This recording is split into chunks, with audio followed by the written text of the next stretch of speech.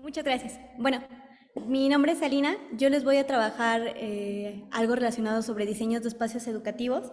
El tema que traigo hoy para compartirles es rediseño de espacios educativos, la importancia del espacio para el aprendizaje. El punto de partida de esta pequeña reflexión que yo les voy a compartir es mi experiencia docente, una experiencia que recién comencé hace un par de meses en una escuela de educación básica a nivel primaria y secundaria. Este tipo de experiencia me hizo reflexionar y volverme a acercar a un concepto que yo había conocido hace un par de años, justo por el aula del futuro, que era la importancia del diseño de espacios educativos, ¿no? Entonces, ¿me apoyo? La primera vez que yo escuché sobre espacios educativos, todavía estudiaba en la universidad. Fue en voz del profesor Fernando Gamboa en que yo conocí este concepto y entendí cuál era la importancia de trabajar sobre el diseño de espacios educativos. La verdad es que parecía un concepto que era fácil de aplicar. Sin embargo, a lo largo de la experiencia te das cuenta que van a encontrar muchas dificultades al respecto. Hablar de espacios educativos es simple porque en nuestra cotidianidad estamos acostumbradas a reducirlo al aula, a entender que nuestro salón de clases es el espacio idóneo para poder trabajar nuestras prácticas educativas planeadas. Pero, ¿qué pasa con nuestros espacios educativos? Como docentes estamos acostumbrados a trabajar en el espacio que nos es asignado, en el espacio que nos toca, con los recursos y los elementos que nos son asignados, con lo que hay. Y esto nos deja muchas veces de lado, nos hace invisible el tener el factor dónde se está realizando nuestro proceso educativo, qué es con lo que contamos, qué es lo que podemos sacarle provecho para enriquecer nuestros procesos de aprendizaje y para poder hacer unas experiencias que sean más significativas para nuestros alumnos. Cuando yo llegué a trabajar a esta escuela, el espacio en el que yo empecé a trabajar es el espacio dado, que es el que tienen ustedes exhibido. Un espacio con mobiliario tradicional, básicos, elementos básicos, lo que son bancas, ¿sí me ayudas con la siguiente? Pizarrón, una ventilación, un escritorio y una mesa, ¿no? Lo que usualmente salimos a encontrar en un salón común. Sin embargo, en esta escuela yo llego a dar lo que es un taller extracurricular, el cual me pedía hacer el desarrollo de habilidades muy particulares, ¿no? Desde habilidades técnicas, como era la matemática, la lógica, la programación, hasta las habilidades blandas, el pensamiento crítico, la colaboración y todo este tipo de habilidades que ahorita por época y actualidad son necesarias para el desarrollo y el aprendizaje de nuestros alumnos para toda la vida. El taller que yo empiezo a dar en esta parte es un taller que tiene que ver con ciencia y tecnología. Es un taller de robótica, el cual me exigía una serie de dinámicas y una serie de contenidos que particularmente en este espacio se volvió complicado trabajar. Entonces aparece el reto y empieza la evaluación de cómo voy a trabajar este tipo de actividades en este espacio. Viene el recuerdo vívido de aquella experiencia en la que el doctor decía, es necesario contar con espacios en los que podamos trabajar con colaboración, con interacción, en los que se pueda facilitar el trabajo en equipo, en el que pueda haber discusión, participación activa, que difícilmente podemos trabajar en los espacios que tienen características tradicionales, en los que tenemos mobiliarios rígidos como este que podemos apreciar, en el que difícilmente podríamos hacer un movimiento en la distribución de ellas, ¿no? Son bancas que están fijas al salón, que no nos da justo para trabajar una dinámica de trabajo a lo mejor colaborativa a la primera, que nos hace ponernos un poquito más creativos para poderle dar un giro, ¿no? De manera curiosa, en esta misma experiencia, al largo del ciclo escolar, aparece la posibilidad de justo darle un giro a esto, abriendo un espacio que pueda contar con las características. Esta es una realidad que difícilmente como docentes podemos tener, preparar un espacio, pero en mi experiencia ahorita me permiten dar un giro a las posibilidades que tenemos y pedir un acondicionamiento de un equipo, de un espacio, perdón. El título en que yo estoy trabajando habla de rediseño, porque si yo hablara de diseño estaríamos considerando factores que a lo mejor son elementales, pero que son más arquitectónicos, en los cuales nosotros no tenemos facultades, ¿no? Ventilación, iluminación, espaciometraje, incluso ahorita hasta la decoración. Son situaciones que nosotros no podemos de alguna manera del todo controlar. Pero ¿qué sí podemos hacer? ¿No? Aquí es donde viene lo interesante como nuestra práctica docente. Y entonces me pongo a pensar en esta parte de qué es lo que quisiera yo lograr, qué es lo que tengo y qué es lo que puedo hacer posible para poder transformar un espacio, ¿no? Hablar de la transformación de un espacio nos hace pensar o traer a vista que el espacio, primero que nada, es un recurso dentro de nuestro plan de nuestra planeación y de nuestro hacer educativo. Es un recurso del cual nosotros podemos sacar provecho, un recurso que bien puede facilitar o dificultar el desarrollo de habilidades y aprendizajes, un espacio que desde su orden y distribución puede favorecer a dinámicas, que invita a un tipo de interacción. Si nosotros recordamos la imagen anterior, está posicionado directamente dónde está el docente, dónde va a trabajar el alumno y nos da que tenga una construcción tan rígida que entonces no podemos pensar en que los alumnos salgan de ese lugar asignado. Si nosotros pensamos en espacios diferentes, con posibilidad de poder transformarlos, podemos entonces estar pensando en justo apoyar a la inserción de estas metodologías activas que van a permitir otro tipo de aprendizajes y otra dinámica de trabajos que realmente puede potencializar el desarrollo de habilidades, ¿no? Tenemos en pantalla lo que son las imágenes del nuevo espacio que me brindan para poder transformar, rediseñar en este caso. Como notan, es un espacio ahorita libre, con una distribución completamente abierta a poder jugar con el espacio y demás. Y con un diseño técnicamente nada más de decoración asignado.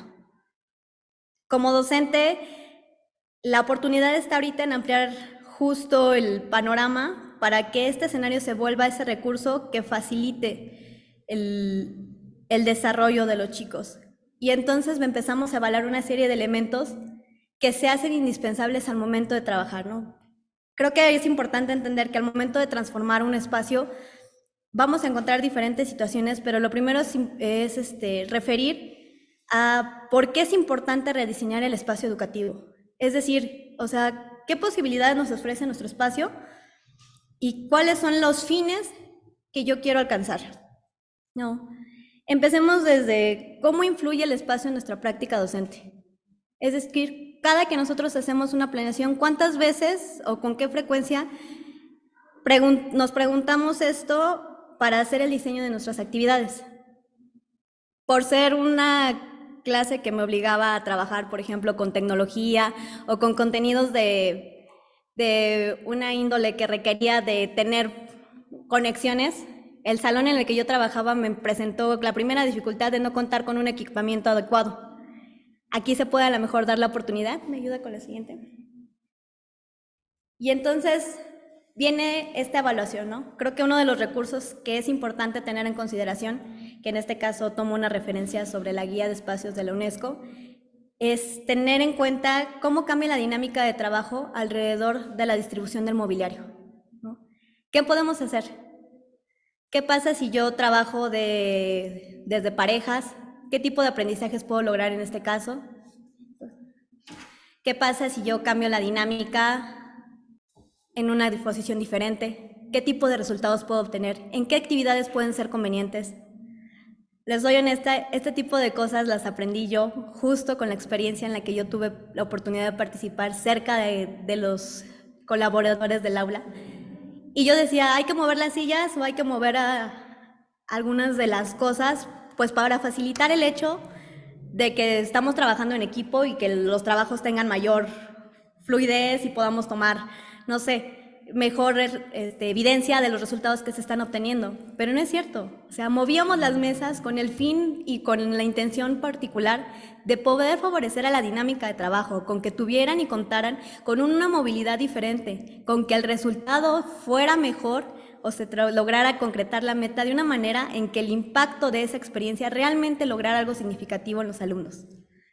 Si tuviéramos la posibilidad de hacer eso en varios de los salones y contáramos con los recursos, probablemente podríamos tener algo mejor o algo más fácil al momento de poder generar nosotros aprendizajes, ¿no? Tenemos aquí la prepropuesta de este trabajo y para ello tomo en consideración diferentes aspectos, ¿no? ¿Qué es lo que necesito? ¿Qué es lo que me interesa cubrir? ¿Y cuáles son los recursos con los que yo sí puedo trabajar? haciendo la evaluación mano a la dirección y a la autoridad con la que yo trabajo, me pone en la mesa la facilidad de contar con computadoras, con un área de proyección, con los estantes, con mesas de trabajo que ya se cuentan directamente en el plantel. Desde el uso y la finalidad del salón, entendemos que estas tendrían que estar para poder justo favorecer al desarrollo de los contenidos. Pero ¿cómo hago que de pronto este tipo de espacio pueda ser funcional totalmente para el tipo de población que yo tengo, ¿no? Dentro de las dificultades que yo encontraba, una fue el mobiliario, como te los comentaba, que era poco flexible, ahora apuesto por un mobiliario diferente. En la parte de programación, parecía difícil trabajar una programación como la conocemos completamente con el uso de tecnología, dado que no se contaba con los equipos, ahora se va a poder contar. El área de la proyección, que después del salto que nosotros dimos con la pandemia, se vuelve indispensable porque ahora no podemos ver a lo mejor la educación sin pensar en, podría ser esta actividad mucho más fácil si yo tuviera una computadora enfrente, ¿no? El pizarrón, que como siempre será un elemento que nos apoya a poder facilitar la transmisión de algunos conceptos o de algunas dinámicas, y los estantes, ¿no? Los estantes, entendiendo que este mobiliario realmente también debe de ser accesible para las necesidades de nuestros alumnos. No podemos pensar en estantes, en este caso, que sean muy grandes, porque yo estoy trabajando con niños de primaria o de secundaria, que es que algunos serán un poquito más altos, pero otros más abajo, y la idea es que ellos tengan justo el material al alcance para que puedan desarrollar habilidades desde, en este caso, ¿no?, el análisis de un contenido hasta la proyección directa de la elaboración directa y el armado de un circuito, que en este caso estuvimos trabajando, o de piezas muy concretas que ya llevaban el uso de materiales electrónicos, componentes más elaborados, ¿no? ¿Me ayuda con la siguiente?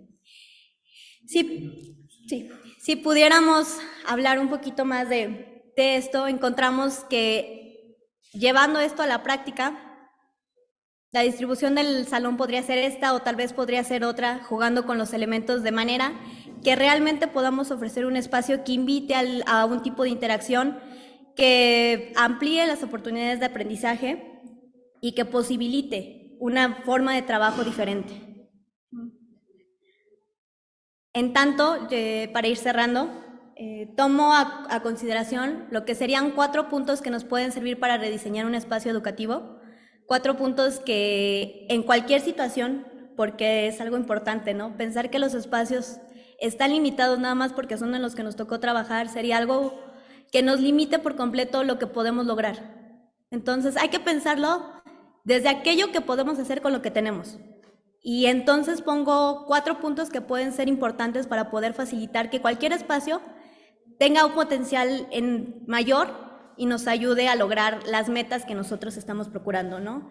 El primero es el objetivo educativo, es decir, tenemos que partir desde qué es lo que queremos lograr, qué es el propósito, obviamente cuál es el uso que queremos darle a este recurso para construir un ambiente de aprendizaje que nos pueda favorecer al mismo.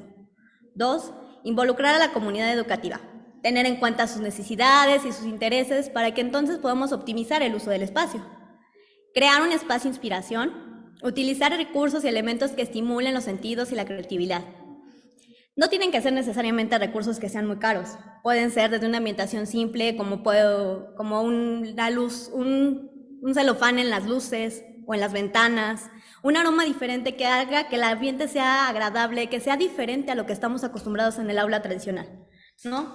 Y por último, evaluar y ajustar. ¿A qué me refiero con esto? Después de haber hecho esta propuesta, de haberla llevado a la práctica, siempre va a ser necesario buscar algo diferente o generar algo que nos ayude de nuevo a enriquecer este espacio o a lo mejor a que la próxima vez sea mucho más eficaz para lograr el desarrollo de las habilidades y los aprendizajes, ¿no? Pensar en el espacio educativo como recurso se vuelve necesario porque hay que entender que realmente es un elemento fundamental para favorecer al desarrollo de habilidades, de aprendizajes, de experiencias de aprendizaje que realmente nos puedan llevar a aprendizajes significativos en nuestros alumnos.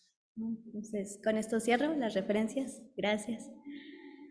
Muchas gracias, profesora.